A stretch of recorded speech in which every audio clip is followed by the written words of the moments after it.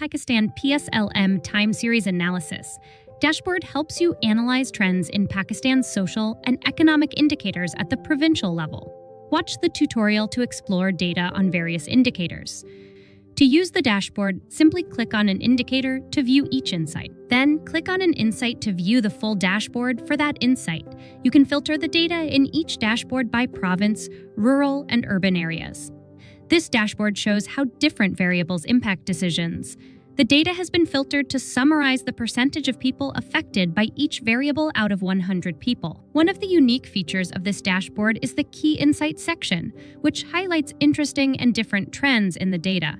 This can help you identify patterns that you would not have noticed otherwise.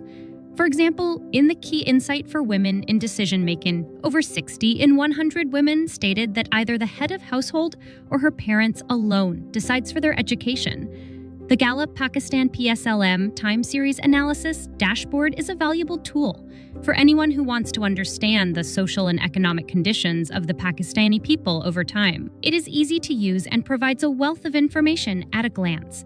Try PSLM dashboard today